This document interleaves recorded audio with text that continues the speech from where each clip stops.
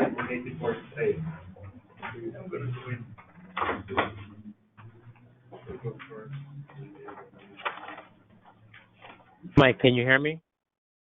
I can hear you, yes. You can hear me? Okay. Yeah, I can hear you. So yeah, I'm signed on with Carlos's information. I'll just call him real quick. All right? I can hear you guys now. Oh, you can? Oh, okay. I can hear now. It was muted for a while. Okay, Mayor, are you ready to begin? Sure. Good morning, everyone.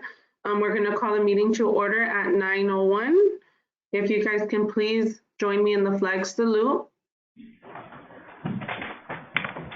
Please remember to mute yourself if you're remoting in. I'm sorry? I was just reminding those remoting in to mute their microphone. If you are participating remotely, please mute your microphone for the flag salute. Thank you. Ready, begin. I pledge allegiance to the flag of the United States of America and to the republic for which it stands, one nation, under God, indivisible, with liberty and justice for all. Thank you. City Clerk, can you please take roll? Mayor Lopez. Present. Mayor Pro Tem Ibarra. Present. Councilmember Davis. Yeah. Councilmember Menke. Present. Councilmember Gonzalez. Here. You have a quorum. Thank you. City Clerk, do we have any changes to the agenda? There are none. May I have a motion to approve the agenda? I'll move. A second. Motion by Councilmember Gonzalez, seconded by Mayor Pro Tem Ibarra to approve the agenda. Mayor Lopez. Yes. Mayor Pro Tem Ibarra. Yes. Councilmember Davis. Yes. Councilmember Menke. Yes. Councilmember Gonzalez. Yes. Motion carries. Now we will take public comment from members of the audience. At this time, the public is encouraged to address the City Council on any matter that is within the subject matter jurisdiction of the City Council. The public will also be given a chance to comment on matters which are on the posted agenda during City Council deliberation on those specific matters. Is there any public comment? There is. If you can please state your name and business affiliation, if any, and please limit your comments to 3 minutes. Thank you. Thank you, Mayor. Good morning, Council. My name is Marisa Odin. I'm the president of the Vernon Chamber of Commerce. And over the past few months, we've covered evaluation of what to do with the Jabu Tehachapi land property. And so I'm just really here just to thank the council for voting down a renewable energy project that could have changed the fiscal course of the city. Despite the fact that the level of economic uncertainty abounds for employers, for everyday workers, again, now is not the time to do a project, to make that kind of investment. As a community, we must continue to work together. And City Administrator Carlos Sandino has set the course and the direction of the city, and he has made it the #1 mission for the city is to ensure that the electric rates, the #1 goal is to ensure that the electric rates are the lowest in the state of California by 2030. It is on our wall, and every single act that he has done he's taken very bold steps to ensure that we kind of march to that goal. And so, a lot of work has been done. We've outsourced the fire department. We just voted on a sales tax revenue increase that positions the general fund. We've refinanced our electric rate bonds.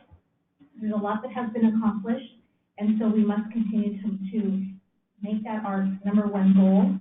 And if anything detracts from that goal, we need to not move forward with that. So I just encourage, as we move forward, is just to reiterate that the Chamber is committed to healthy governance. We're committed to supporting an effort that supports the public process. And that entails the reforms and the policies that we've established and make sure that there's a true public vetting and true transparent process as we look at energy projects, especially energy projects for the city of Vernon. As you know, less than 100 companies contribute 85% of the revenue to the city.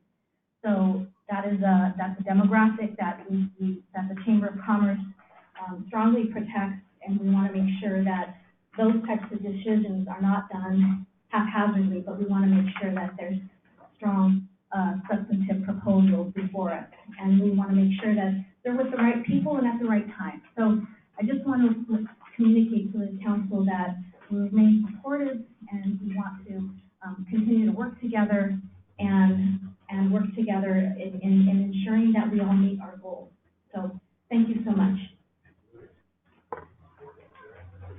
Mike, turn that off.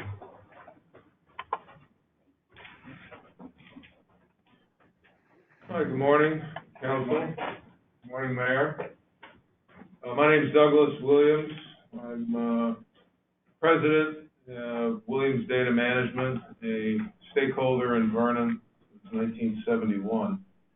I was watching the last several council meetings online, and by the way, whoever is arranging the electronics and the ability for us to watch the council meetings online, it's fantastic. I really, truly appreciate it. I came here this morning because the last council meeting that I watched had the debate and the vote for postponement hold of the Tehachapi project, which I think was in line with the good governance. And over the last several years, Vernon's been challenged to continue its good governance modeling, to maintain its transparency, to encourage the ability for the stakeholders to understand what the city is doing as it relates to public policy, to its decisions on spending the revenues that are generated by the taxes that come into the city. And I'm here this morning to voice my opinion and my thanks, frankly, for the 3-2 vote to table that project in the Tehachapi Hills with regard to the wind farm. And I wanted to make sure that my voice was heard here as one of the stakeholders in the city. I can tell you from my perspective in watching and being involved with over the last couple of years with the actions and the direction of the city, I'm encouraged by the pledges that the city is making, the commitment to competitiveness, to being the lowest rate not developer, but the stakeholders in the city have the lowest rates to pay with regard to electricity. And doing so requires transparency. Putting agenda on ballots, not on ballots, but on agendas for the council should give time enough for all of us who are the stakeholders to understand what's going to happen so that we can be prepared to come and listen and prepared with arguments, if we have any, with regard to the direction that the city is going. I, for one, researched who the city is in partnership with or using as consultants with regard to this project up in the Tehachapi, and it doesn't seem like they are the correct people with whom we, as the city, should be doing business. I wanted to put that on the table as well. Over the last several years, the city has made some terrific decisions with regard to its fiscal integrity and its long ability to be able to keep its house in order from a financial perspective.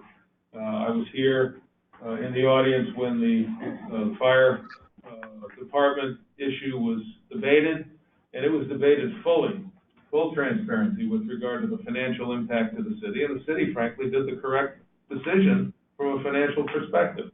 So we have to make sure that the stakeholders understand what's going on and that the city maintains its integrity as a forward-looking city with good judgment and good ability to be able to have consultants that are honest, forthright, so that the city doesn't end up like it was 10, 12 years ago with the state looking into every aspect of what it does. The city does not need another colonoscopy as it relates to its appreciate the opportunity to speak to you this morning. Thank you.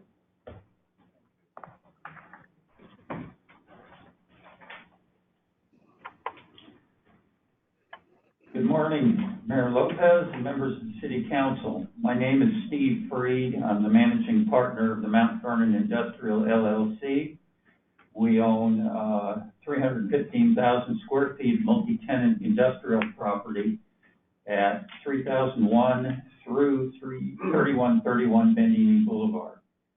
Property is composed of 31 industrial units ranging in size from 5,000 to 20,000 square feet.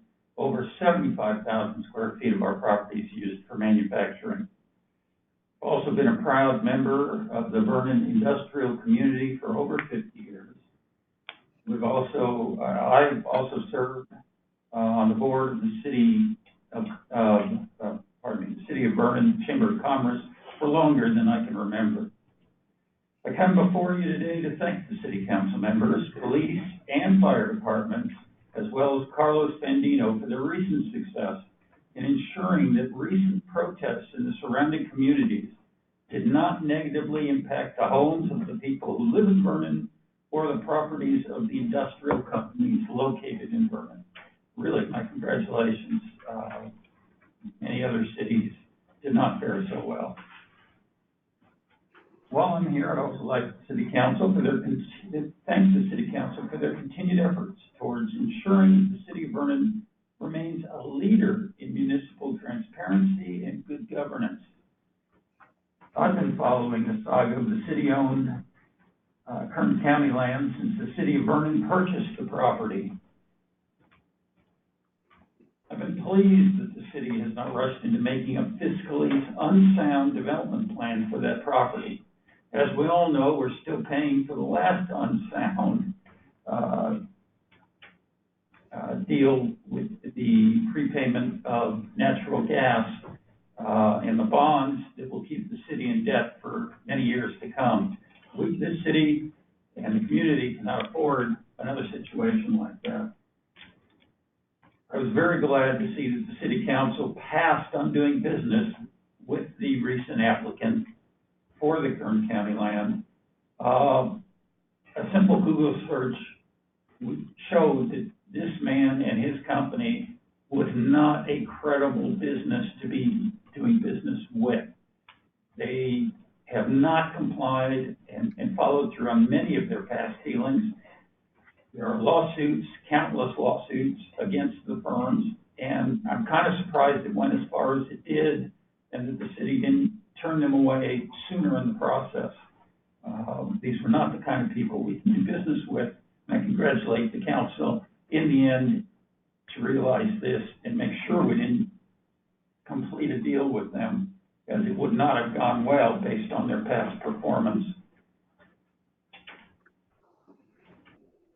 We can't afford, and they say it again, we just can't afford to make another poor decision on our energy development and energy use and energy financing.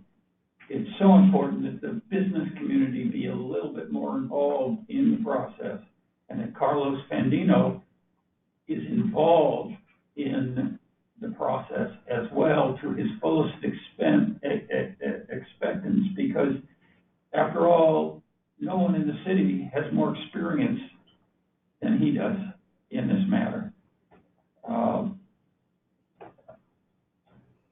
Thank you.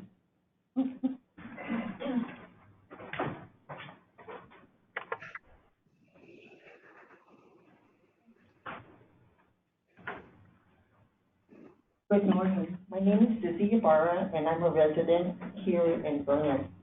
First, I want to thank the council for the 3-2 vote on Tehachapi from most of the residents on my side of the block. I just want to remind the council to go back to the financials of that property. Go back to the details of all the transactions that went through, and you will find that the council in that period of time, and mostly the attorneys, went off with a lot of money for that property. If you would have opened that property, we probably would have done the same thing. All of you would have been probably dipping into the funds of that. And as residents, I'm glad you stopped it. Second, I want to thank Leticia, the mayor, Carlos and of administration, all the council members, fire members, police, everybody who has supported us, the residents, with this pandemic that's going on. I have lived in Vernon a very long time, and I've never seen so much support to the residents and the business around, except from this, especially from Carlos. Had he not leave his team to do this and push all the initiatives, I'm really glad we have Carlos. And I fully support Carlos and his decisions going forward. And I hope Carlos doesn't leave us for a while, at least as long as I'm alive. But I'm only here to make comments on the first item on the agenda. Back in first quarter 2015, there was a meeting here in this chamber that was hosted by Kevin Wilson about the proposed change in zoning. In that period of time, I wasn't really involved in zoning. Oh, there'll be a public hearing at that time? Okay, that's fine. Okay, thank you.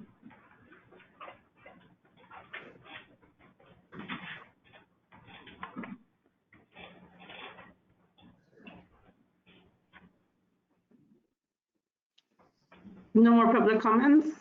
I have two comments that were submitted via email if there's no one else from the audience. The first comment is from Peter Corselli. Dear Vernon City Council, those who cannot remember the past are condemned to repeat it. George Santayana, 1905. 1932, John Leonis undertook the building of Vernon's power plant to provide electricity to his customers at a lower rate than was available to surrounding cities. This allowed Vernon to develop and grow into the industrial hub that it is today. The current electric rates, along with fees and licenses relative to other municipalities, do not compare to what we had when I started working in Vernon over 25 years ago. A series of very bad decisions made by the council has brought Vernon to a point where the cost of doing business is, at best, on par with many other municipalities. The council made these poor decisions because they were advised by a steady stream of consultants who profited off the backs of the Vernon businesses. The businesses were left to contend with higher rates, which stretched long past the presence of Vernon's consultants. These deals are still in place today. These deals did not reflect good governance. They were concocted without scrutiny by consultants and lawyers that walked away with millions, leaving the businesses to pay. And what came of it? In 2011, the city of Vernon was threatened with disincorporation. The state attempted to take away the Vernon City Charter. The business community came to the rescue of Vernon, city employees, and the city council. Countless hours and millions of dollars were spent to preserve what was considered to be the business-friendly city of Vernon. We won that time. However, we are, again, at a crossroads. Consultants with a less than impeccable reputation and even some of the same names as before are pressuring the council to make decisions that will not be in the best interest of the business community, which pays all the bills of the city and employs most of the city's residents. Consultants are imploring that this council enter into a development deal avoiding the appropriate RFP procedures, proposing untested, unknown technology, proposing something for nothing, but that nothing is agreeing in advance to buried businesses and utility rates that are 3 times the going rate for electricity. Who benefits? Not the business community or the residents. I know that. Wind farms are expensive. They are intermittent. They are a nightmare from a maintenance standpoint. They are not environmentally friendly, even in best case scenarios. Your land will be even more difficult to develop. Vernon is an industrial city. Please do not condemn the businesses with more bad decisions. Remember that you are the stewards of Vernon, business-friendly Vernon. Thank you, Peter. Lineage Logistics. The next letter was submitted by Jose Gavinia. Dear Mayor Leticia Lopez, Mayor Pro Tem Melissa Ibarra, Councilmember William Davis, Councilmember Carol Menke, and Councilmember Diana Gonzalez. My name is Jose A. Gavinia, and my family owns S. Gavinia & Sons, Inc., also known as Gavinia Coffee, which is a coffee roasting and packing business located in the city of Vernon since 1967. We are also one of the top 100 power users in the city and personally fought Assembly Bill 46 alongside many of you when our city's very existence was in jeopardy. Next year marks the 10th anniversary of the victory we called Save Vernon Jobs, which resulted in saving our city, protecting its assets, protecting the jobs of the city council, and putting our great city on the path of reform.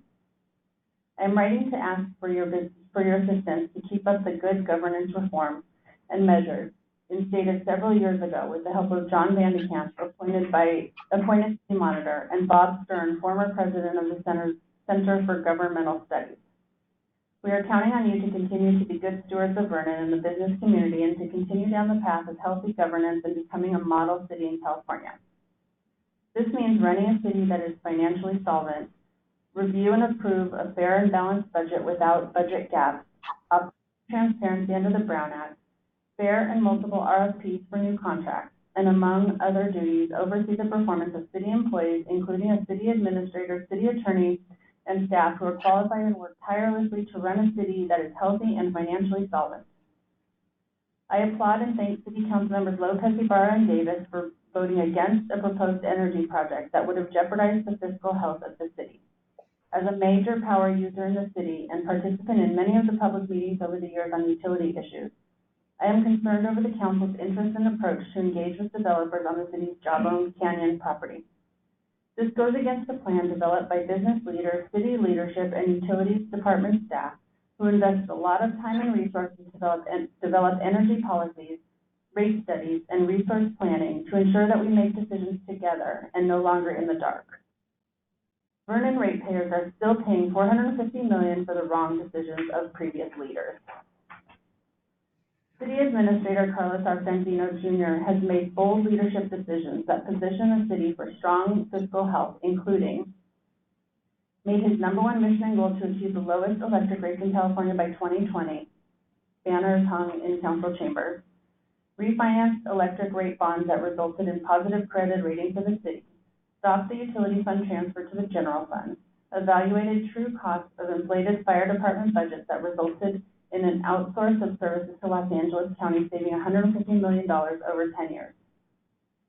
We must work together to achieve the lowest utility rates in California by 2030, but let us not set ourselves up for failure, nor detract from the long-term planning established by good city staff and the trusted partnerships developed over these past 10 years. I trust that you will fulfill your duty as Vernon City Council members with honor and integrity and recommit to the promise made towards good governance. Sincerely, Jose A. Gavina. Mayor, I believe there are no other public comments. Thank you. We will now go on to the public hearings. Excuse me, does council have an opportunity to respond? This is an agenda item. We think, well, you can either do it now, Madam Mayor, or, yes, the council would always have an opportunity to provide a brief response. To the Brown Act, that's allowed. Yes, great. First of all, I want to thank all of the business and residents who are here today. As you said, we're a community, just like we were when we went to Sacramento, almost 10 years ago. And good governance is each one of our goals. Sometimes we don't see it the same way, however. But since you're here, business community, I need your help.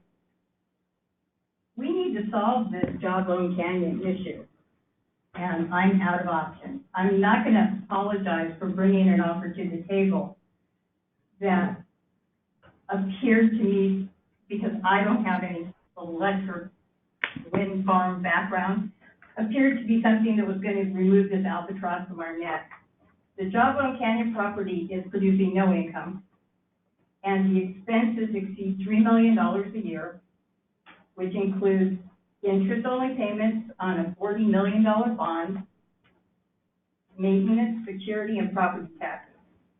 When all is said and done, from now until the bond is due, which we can't refinance it, we're stuck. The city will have spent $78 million on debt alone. So we had the opportunity, whether this was the right developer or not, to enter into a public-private partnership where the city would receive fair market rent and lease the property, and the developer would have taken all the risk financially. Time is of the essence, that's why we moved quickly. Kern County's informed us that transmission lines are near capacity. Once they're full, the property is virtually worthless. So the council was asked to approve entering into negotiations with the developer, but we decided not to do that. That's why there are 5 of us. So my question to you is, in an effort to mitigate the expenses associated with the property that we inherited, this council inherited that, and we have to be fiscally responsible, that's part of good governance. And in order to keep Vernon business friendly and keep rates low, what should we do now? So I'm going to put that out there to you. Any feedback you can give me, I would certainly appreciate. Thank you. We will now go on to the public hearings. Mayor, at this time, I'm gonna have to confirm, I just confirmed with the city attorney on this item, and I've been advised that due to the fact that I have an ownership interest in one of the properties, which is part of the zone change, I must excuse myself from participating. According to the SDCC regulation, I'd like the record to note my inability to participate in a public hearing and decision in this matter due to my property ownership interest. I'll be recusing myself at this time and be leaving the conference room. Thank you. Thank you.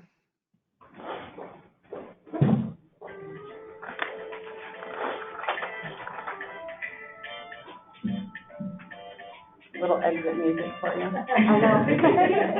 Thank you. Walkout music. Item number 1 is amendment to Municipal Code Chapter 26 zoning map. And Public Works Director Wall will present the report. Honorable Mayor and members of the City Council, currently residential development is only allowed in the housing overlay zone, which was created to accommodate housing limited in specific areas of the city. The housing overlay zone was created to allow for the construction of the Vernon Village Apartments. This is the only property that currently has the zoning designation. The only other privately owned housing in Vernon is located at 2328 and at 2332, 2334 East Vernon Avenue. The item before you would amend the zoning map to include these 2 properties in the housing overlay zone. The homes on these properties are 35 and 50 years old. They are adjacent to Vernon City School and across the street from the 10 city-owned homes on Furlong Place. Given the residential and educational uses of the surrounding properties and the historic residential use of these 2 properties, there is minimal potential that expanding the housing overlay zone to include these properties will create conflicts with surrounding uses. Additionally, all California cities are under a state mandate to expand the number of housing units within their jurisdictions. The expansion of the housing overlay zone to include these properties, while not increasing the number of housing units, could at least help to preserve these housing units by making the residential use a conforming use. This concludes my report. Do any of the members of the City Council have any questions of staff at this time? I do. Where were these properties built? Let's see, 1954 for the oldest of the 2 properties, so that would be 1966. And the other property was built 35 years ago, so that would be 1985. So it's operating as a legal non-conforming use property at the time? Yeah, yes. I'm curious why it was never changed before. I don't have any knowledge of the history of that, why that was done. I understand that we have somebody who wants to talk about that in the public audience. So. I'm just wondering because I looked at our municipal code and it appears that you can amend the zoning in one of 2 ways. Either through a verified application by the owner or the city council can introduce. But in order for us to make a decision, we have to have enough facts and reasons to approve that, say that it's necessary to render, before we can render the decision. I don't know that we have enough information on the property, like a plot plan or setbacks or parking, before we make this it's a huge decision.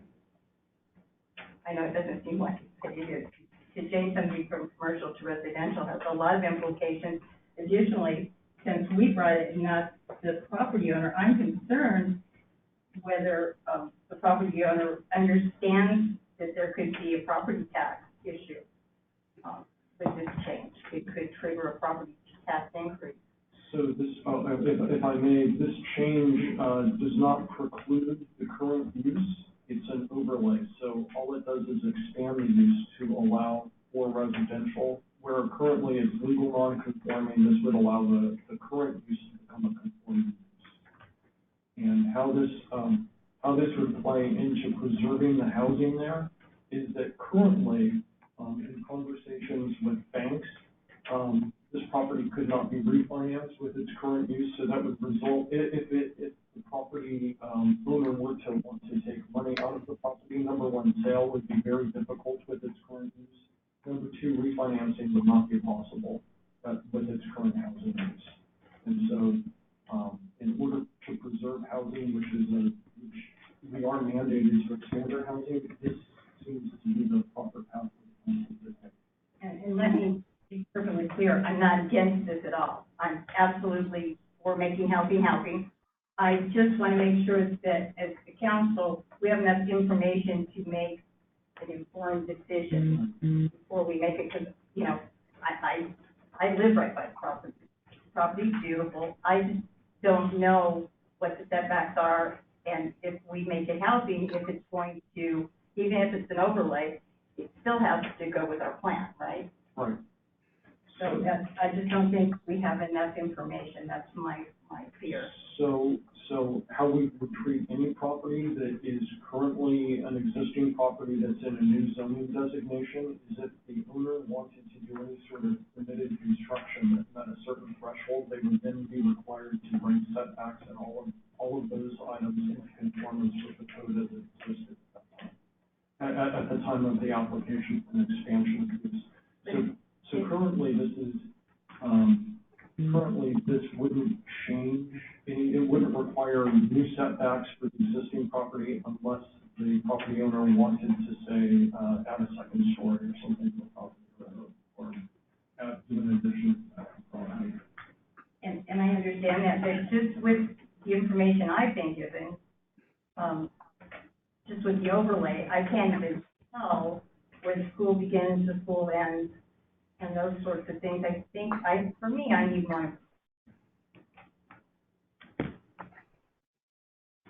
It would be appropriate to open the public hearing before any additional deliberation.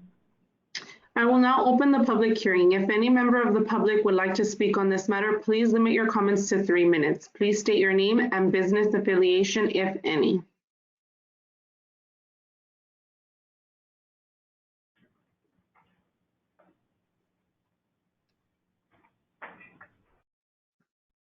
Good morning, this is Susie Ibarra, resident of Vernon again.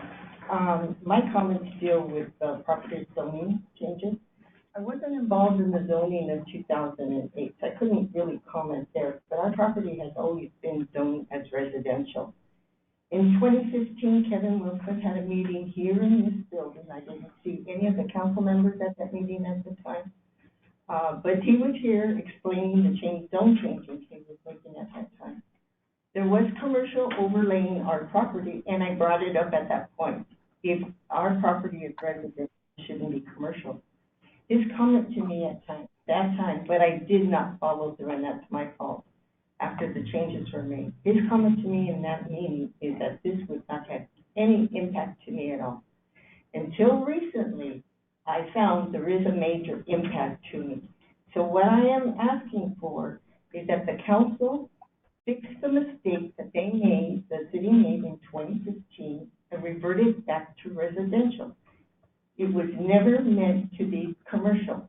Now it's appearing as commercial with a caveat or exception allowing the current use, which I will not accept.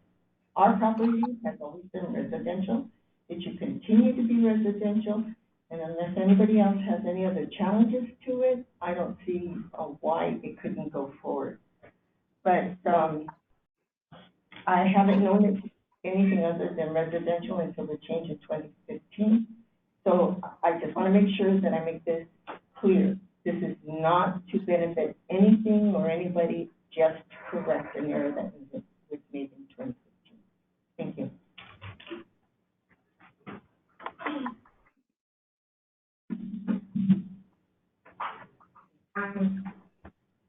I'm gonna abstain since the subject, property belongs to a member of the city. I feel it's conflict of interest.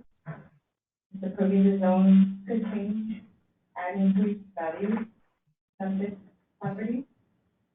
In order for me to favor this, I would need people's opinion, one other than our city attorney, who was brought in. So I would have to get more information. May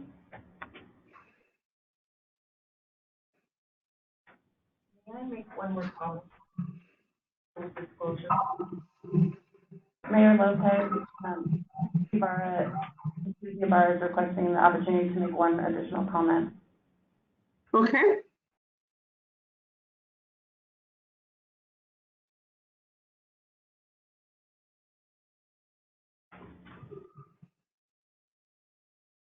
This is Susie Ibarra. I would ask that Diana be excluded from the decision-making of this public hearing for the simple reason that her father-in-law is my aunt. They're related, and I don't want her any part of the family decision.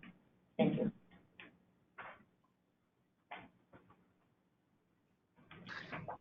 Thank you. Is there any further deliberations from council? I'm asking, city attorney, should I step out?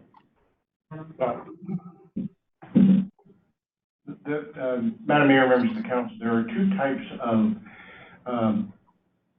abstentions or disqualifications. One would be required by law due to the financial impact that a decision could have upon an individual council member, such as Mayor Pro Tem stepping away or recusing herself due to the economic interest that she has in the property.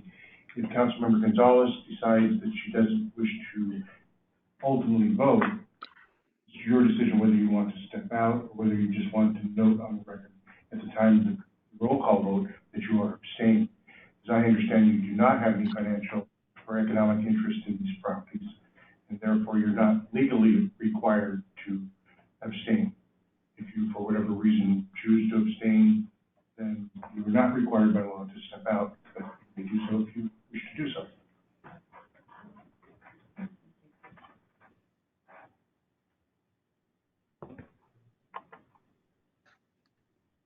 Does the council have any additional comments or would they run questions for Director Wall?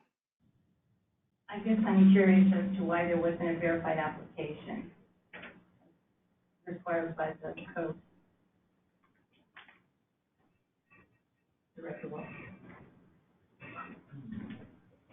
When this item was brought to my attention, it appeared that it was in the city's interest actually to make this change in order to preserve housing to help us meet the state mandate. And so I chose to bring it at my level, even though it was brought to my attention by the property owner, because there is a city interest in preserving our housing stock.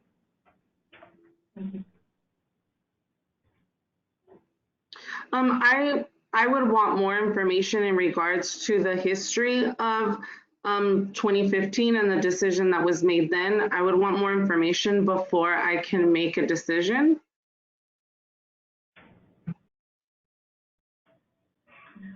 So I would like to table it until we're able to obtain more information.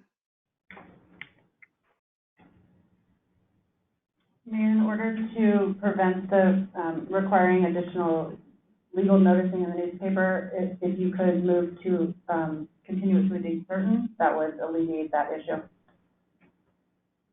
And Madam Mayor, I think the question then would be, how much time does Mr. Wall need to be able to obtain that information? So the city clerk is correct. What we would suggest then at this time is for the council to identify a date specific, whether it be the next meeting, July 21st, or the first, or the meeting in August, August 4th. or August 4th. For the next council meeting on July 21st. So would that be your motion, Madam Mayor, is to continue this matter? Will I be that done? Yes. I'll second. So a motion by Mayor Lopez, seconded by Councilmember Menke to continue the hearing to July 21st. Mayor Lopez, Yes. Councilmember Davis, Yes. Councilmember Menke, Yes. Councilmember Gonzalez. Yes. Motion carries. Thank you. We'll now go on to the consent calendar. All matters listed on the consent calendar are to be approved with one motion. Items may be removed from the consent calendar by any member of the council. Wait, is Mayor Pro Tem Ibarra back? Yeah, give us just a minute, we'll get her back in a minute. Okay.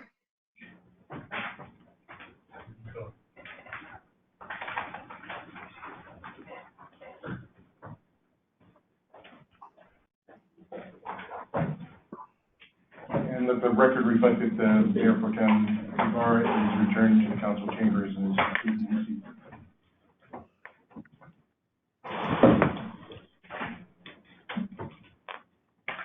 Okay. Are we ready? Yes. Okay, so we will now go on to the consent calendar. All matters listed on the consent calendar are to be approved with one motion. Items may be removed from the consent calendar by any member of the council. Those items removed will be considered immediately after the consent calendar. Does the council wish to pull any items from the consent calendar?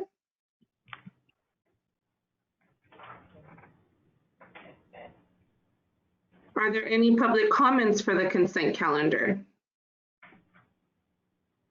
There are none. Seeing that there are none, may I have a motion for consent calendar item numbers 2 through 12? I move. I second. Motion by Councilmember Davis, seconded by Councilmember Menke to approve the consent calendar. Mayor Lopez, Yes. Mayor Pro Tem Ibarra, Yes. Councilmember Davis, Yes. Councilmember Menke. Yes. Councilmember Gonzalez. Yes. Motion carries. We will now go on to new business, item number 13. Item 13 is services agreement for natural gas support services. This item was continued from June 16th, 2020, and Public Utilities General Manager Allen will present the report.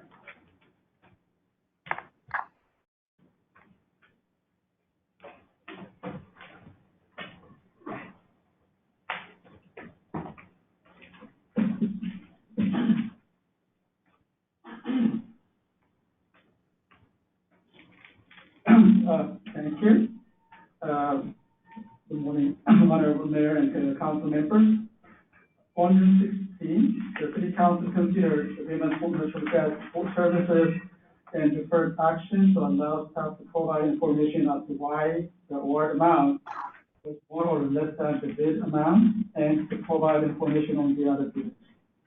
As previously noted, staff recommends the award of the contract to G2IS for the service area regulatory compliance support. One of the city service areas included in the request for proposal, RFP. Also, the G2IS proposal estimate was $211,000 for the RFP scope of work to be performed within the first phase, mainly the first year.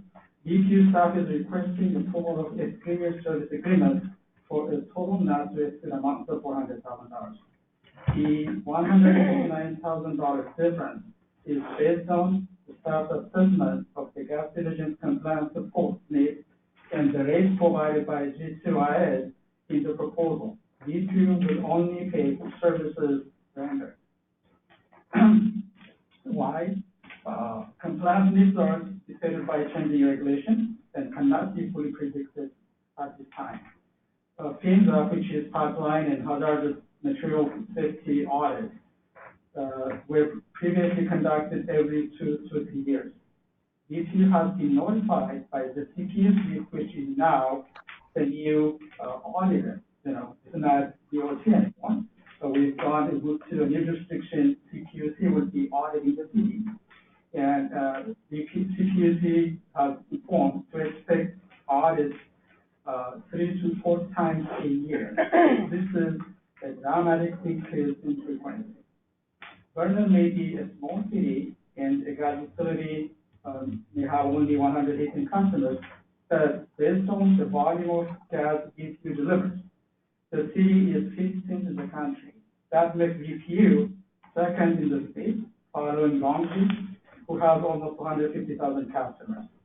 BPU is the only California municipal gas utility with high-pressure gas transmission pipeline.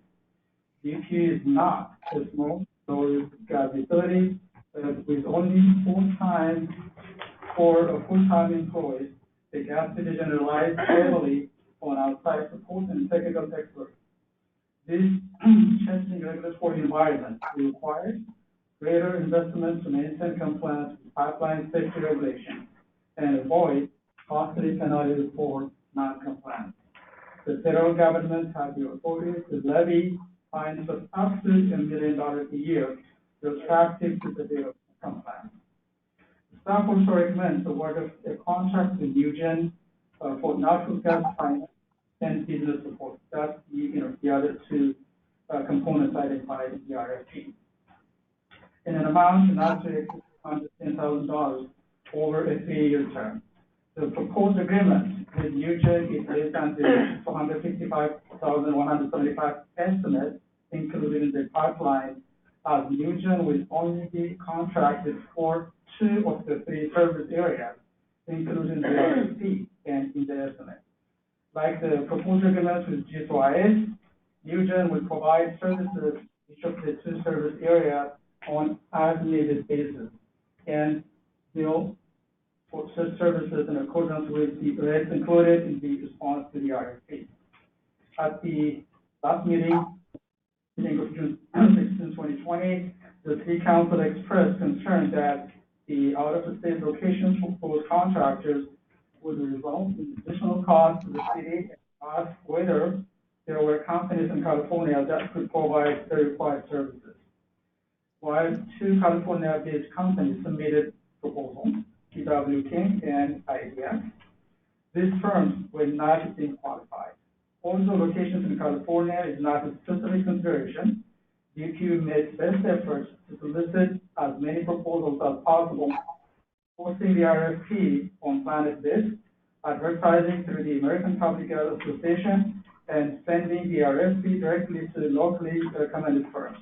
Unfortunately, there are not very many natural gas consulting firms in California because the demand is not great in California as it is in the rest of the country. California's natural gas pipeline industry is limited to Southern California Gas Company, Pacific Gas and Electric, and the 4 municipal gas utilities in the cities of Palo Alto, Long Beach, and Vernon. California does not have the density of gas pipelines as the rest of the U.S. The majority of gas firms are located where the work is. G2IS, the winning respondent for compliance services, is headquartered out of state. However, the company has an office in Walnut, California. The staff recommends the City Council approve and authorize the city administrator to execute service agreement for natural gas support services for a grand total amount not to exceed $610,000 over the 3-year term of the agreement effective July 1st, 2020. With a Newgen Strategies and Solutions LLC, Newgen, for natural gas financial and business support services in an amount not to exceed $210,000 over the 3-year term of the agreement, and B, G2 Integrated Solutions LLC, G2IS, for natural gas compliance support services in an amount not to exceed $400,000 over a 3-year term of the agreement. This concludes my presentation. It's available for any questions that you have. Does the council have any technical questions for staff? I do. So, Abraham, it's not the amount that I'm questioning or the need for this. I just, maybe it's not even you I need to ask the question to, maybe it's Scott. I'm just curious because RFP is a very important part of our good governance. So when we put out an RFP, my understanding when we get a bid back, it's gotta be the most qualified for the least price, right? What's qualified, yes, that's Okay. correct. But I'm still confused as to when they give us a proposal, and I don't have the exact numbers from last time here, but for instance, for $250,000 and you're asking us to authorize $400,000, that's where I have to take pause. Because I just don't see that, I don't understand.